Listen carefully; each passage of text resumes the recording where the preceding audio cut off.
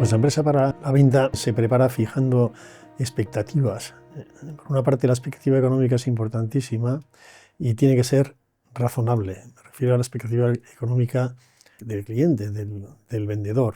Para fijarla, tenemos que pensar de una manera bidireccional, es decir, no solamente tenemos que pensar en la valoración que quiere el cliente, vendedor, sino en la valoración que le puede merecer la pena al inversor. Tiene que ser una determinada cantidad que le genere una rentabilidad a esa inversión. Entonces es muy importante que cuando valoramos tengamos no solamente en cuenta la expectativa del vendedor, sino también la expectativa del inversor. Entonces, ¿de qué depende la valoración? Pues la valoración depende del plan de negocio. Hay que elegir bien el momento en el cual la empresa se vende, y una vez que tienes el momento bien elegido, lo cual depende de la trayectoria vital de la empresa, tienes que realizar un plan de negocio que sea razonable y que sea creíble. Y de ese plan de negocio al final sale el valor y sale el precio, que son dos cosas distintas. Entonces, la transición de valor a precio también es importante prepararla. ¿Y eso qué quiere decir?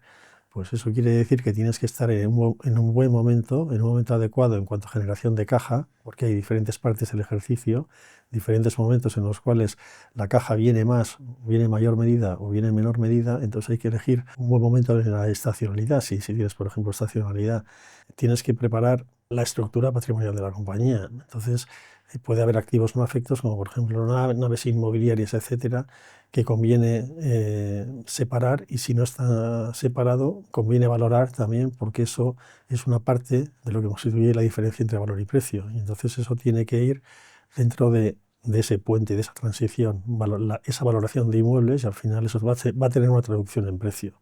Entonces, esto es la parte, digamos, de la expectativa económica que tenemos que preparar, es decir, la valoración pensando siempre bidireccionalmente, no solamente en el vendedor, sino también en el inversor. Y luego, la segunda cuestión que tenemos que preparar es la expectativa vital de nuestro cliente, la expectativa vital del vendedor. De esa expectativa vital, es decir, ¿qué quiere hacer nuestro cliente?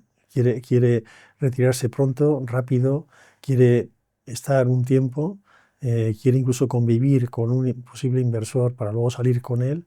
De esto dependerá qué tipo de inversor nos interesa. Si nos interesa un inversor industrial que va siempre más tendente a adquirir el 100% del capital y por tanto permitirá una salida rápida de nuestro cliente, o nos interesará más un inversor financiero que no le va a interesar comprar el 100%, porque lo que le interesa es no gestionar la compañía, sino estar en el gobierno, en el consejo de administración. Quien va a gestionar la compañía es el cliente, es el vendedor, durante un periodo de tiempo durante el cual tiene que maximizar el valor tanto en beneficio del inversor como en su propio beneficio.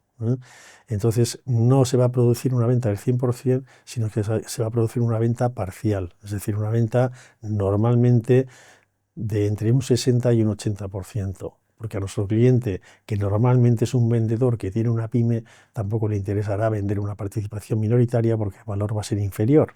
Le interesará vender una participación mayoritaria, y dentro de esta venta de una participación mayoritaria, pues interesa vender un mínimo de un 60%.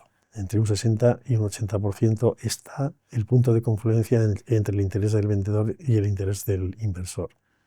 Entonces, a partir de ahí, lo que tiene que hacer el cliente es trabajar desde una perspectiva de win-win, de mutuo beneficio para vendedor e inversor, en generar el mayor valor posible durante ese periodo en el que convive con el inversor, con el objetivo de generar una captura de valor en el momento de la venta, que beneficie tanto a inversor como a vendedor. Nosotros lo que intentamos siempre es, en base a nuestra experiencia, que es muy significativa en PYME, fijar bien estos criterios para que luego no haya desencuentros y la estrategia sea absolutamente común entre vendedor e inversor. Esto es muy importante.